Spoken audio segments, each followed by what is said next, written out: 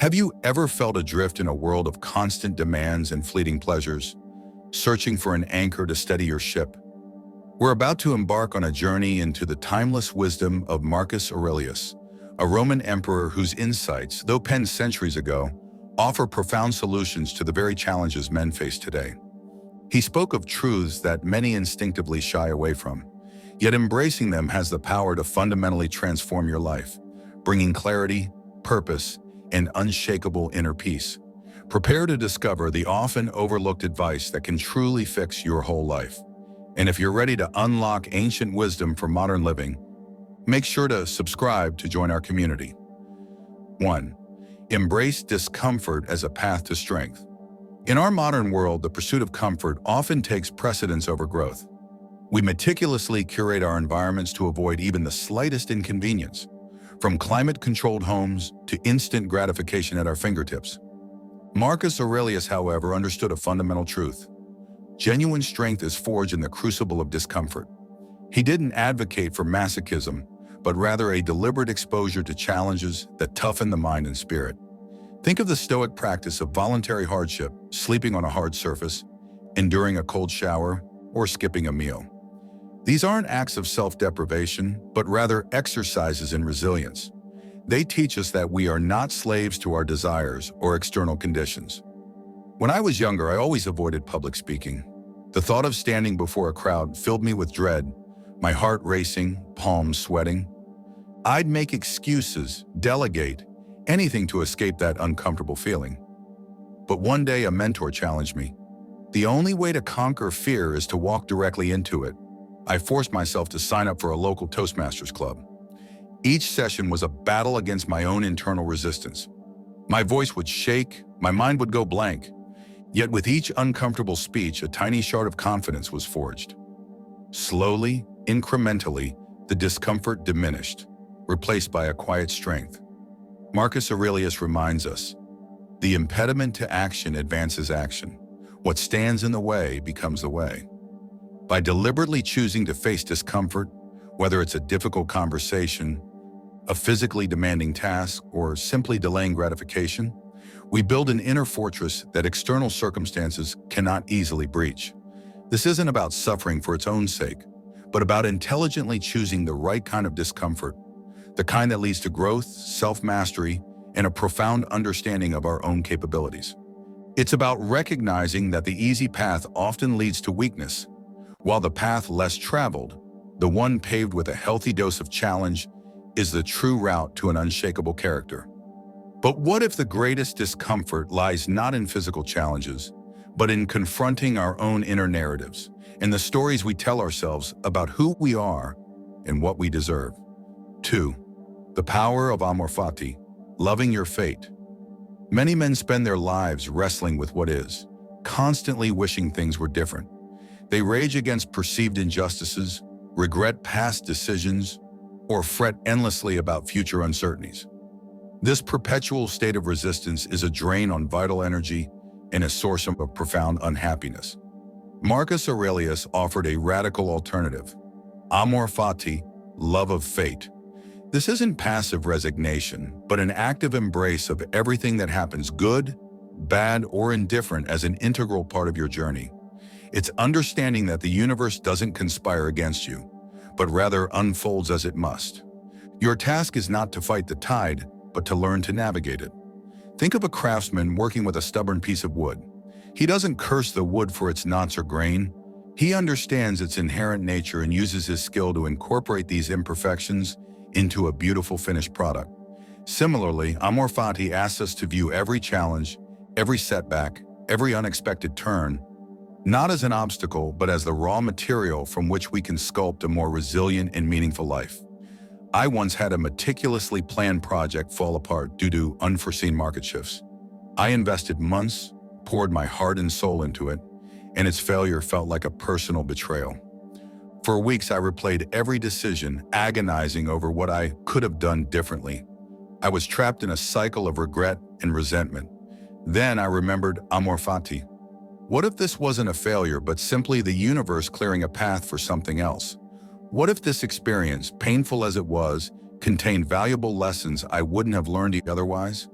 By consciously choosing to accept the outcome, not just intellectually but emotionally, I began to see opportunities I had been blind to.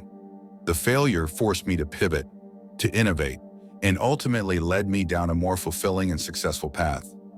Marcus Aurelius knew that what is good for the beehive is good for the bee.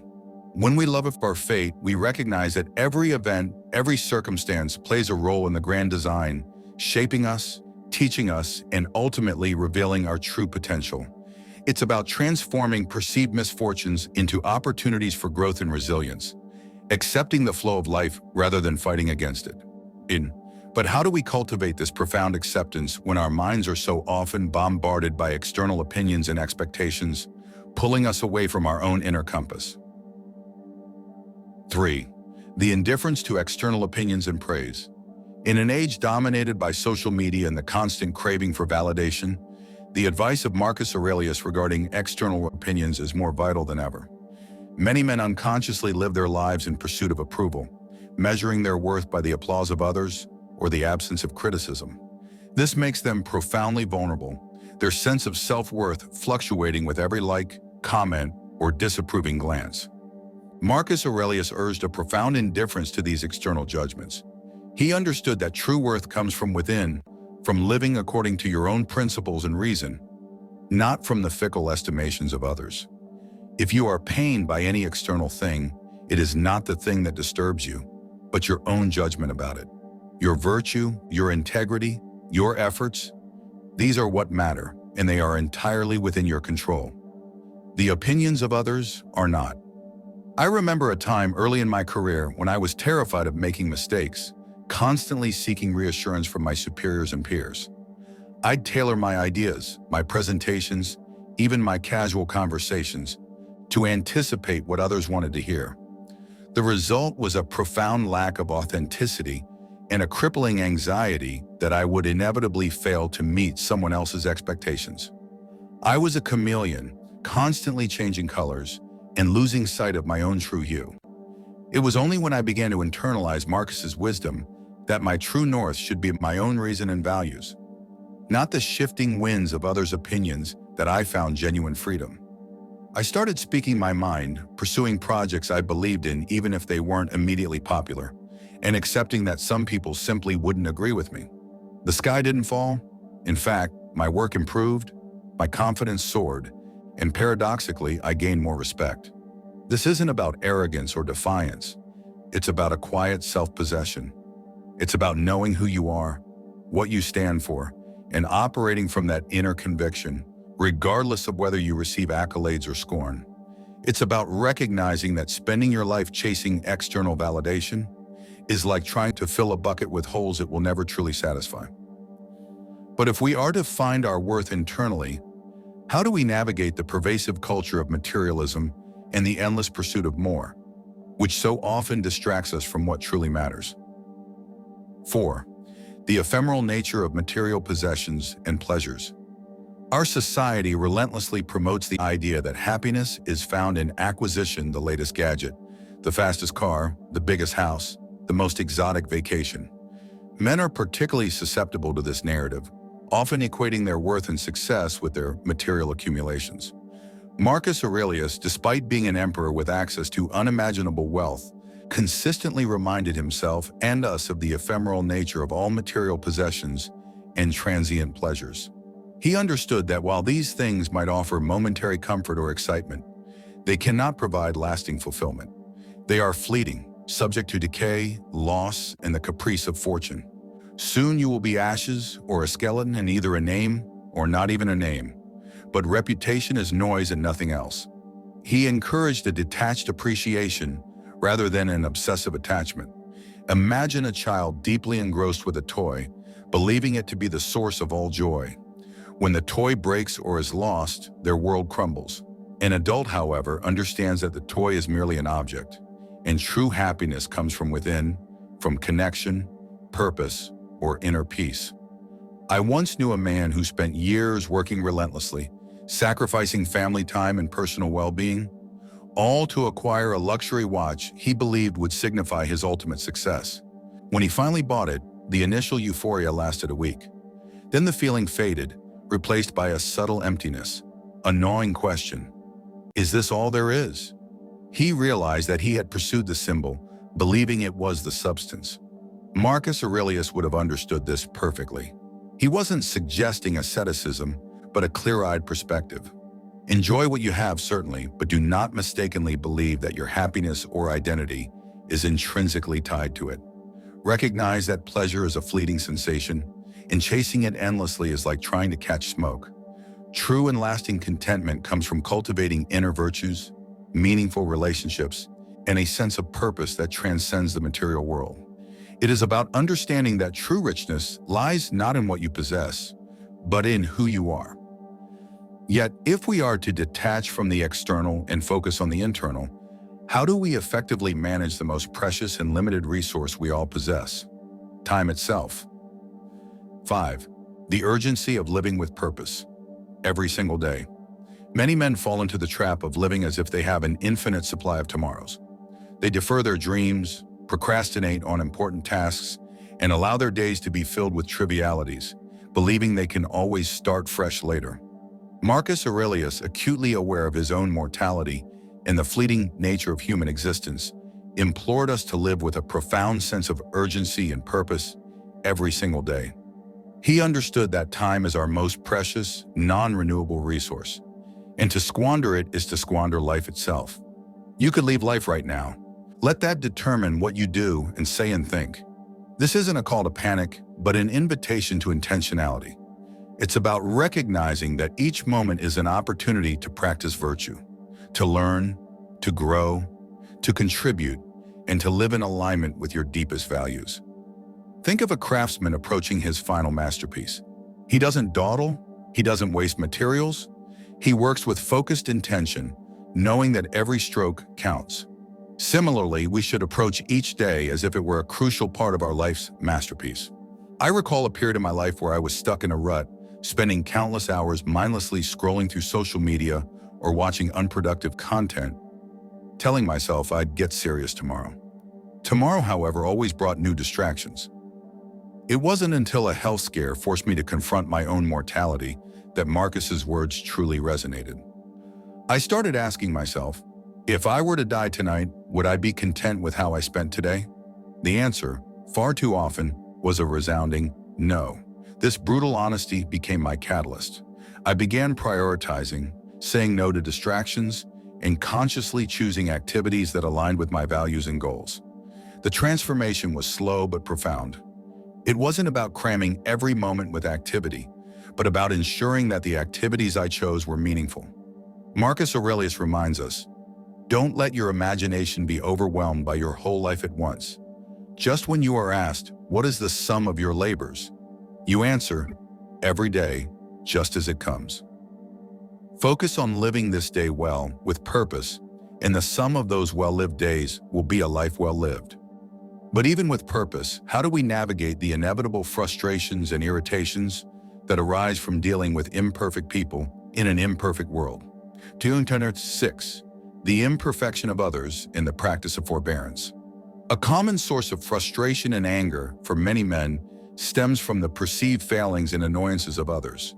We expect people to behave rationally, to be considerate, to meet our standards, and when they inevitably fall short, we often react with judgment, irritation, or resentment. Marcus Aurelius, who governed an empire filled with flawed individuals, offered profound advice on navigating the imperfection of others. Practice forbearance. He understood that expecting perfection from imperfect beings is an exercise in futility and a recipe for constant agitation. When you wake up in the morning, tell yourself, the people I deal with today will be meddling, ungrateful, arrogant, dishonest, jealous, and unruly. This isn't a cynical view of humanity, but a realistic one. It's about anticipating these common human flaws, not to condemn them, but to inoculate yourself against being surprised and angered by them. He encouraged us to see their actions as products of their own ignorance, their own struggles, their own misguided beliefs, rather than personal affronts. Imagine a skilled physician treating a patient with a difficult illness. The physician doesn't get angry at the patient for being sick. They understand the nature of the ailment and focus on the cure. Similarly, when dealing with difficult people, We should approach them with a similar understanding, recognizing that their ailment is often a lack of wisdom or self-control. I once worked closely with a colleague who was consistently late, missed deadlines, and often spoke over others in meetings. My initial reaction was pure frustration and judgment.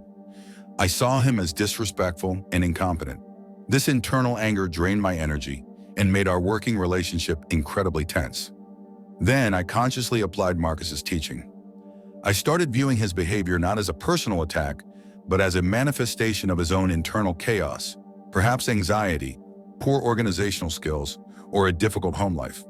This shift in perspective didn't excuse his behavior, but it allowed me to detach my emotional response. Instead of anger, I found a measure of calm and could then address the issues constructively or simply manage my expectations. Practicing forbearance isn't about condoning bad behavior.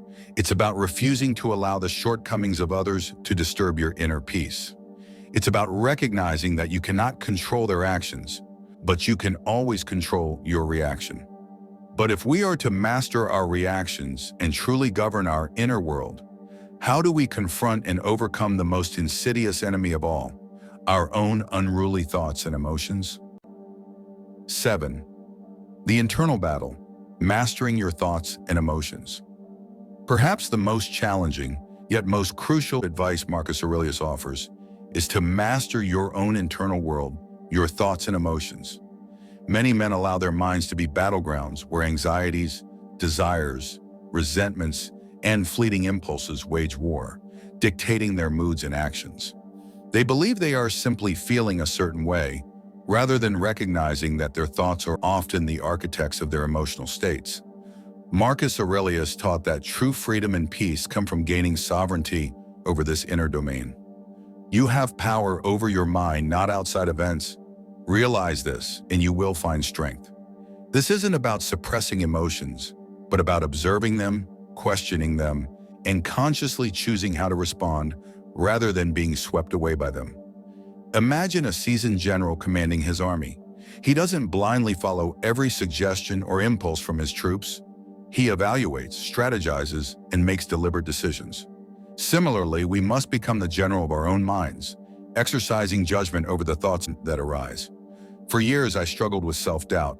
A single critical comment, a minor setback, or even an imagined slight would trigger a cascade of negative thoughts. I'm not good enough. I'm going to fail. Everyone thinks I'm an imposter.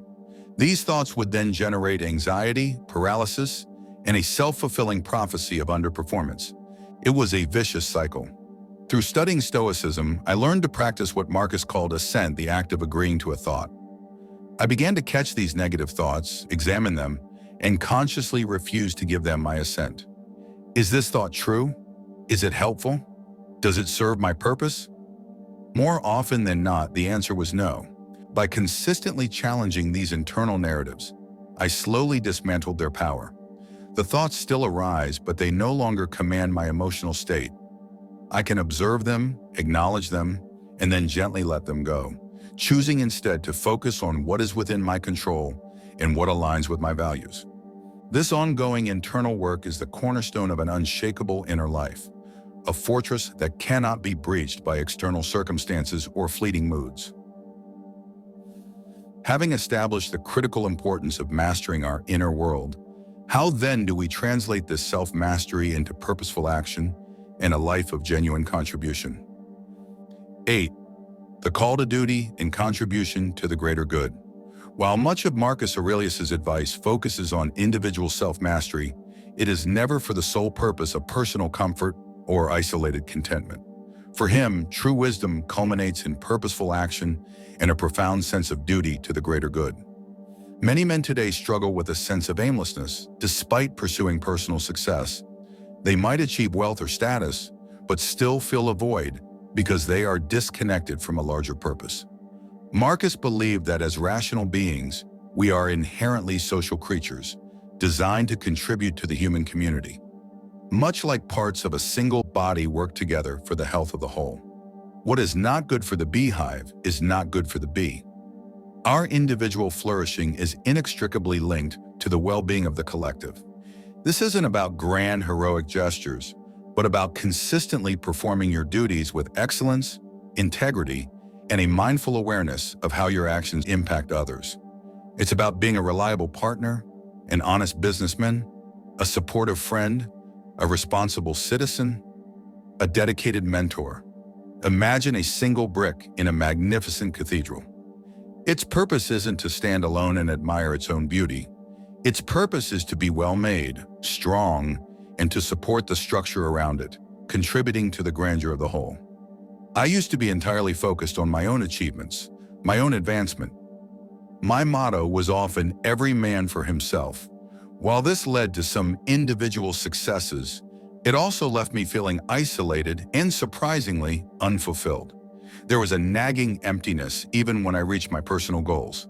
It wasn't until I started volunteering in my community and consciously seeking ways to mentor younger colleagues that I began to experience a deeper, more profound sense of satisfaction. The work was often challenging, sometimes thankless, but the feeling of contributing to something larger than myself, of genuinely helping others, was a powerful antidote to my previous self-centeredness. Marcus Aurelius reminds us that our true nature is to be virtuous, rational, and social. To live a full life is to not only master ourselves, but to dedicate our cultivated strengths to serving others and improving the world around us, however small our sphere of influence. It is in this outward focus, this commitment to duty and contribution, that we find our deepest purpose and leave a lasting legacy. Considering all we've discussed, embracing discomfort, loving your fate, ignoring external opinions, detaching from material possessions, living with urgency, practicing forbearance, and mastering your thoughts. What is one practical step you can take today to begin integrating this ancient wisdom into your modern life?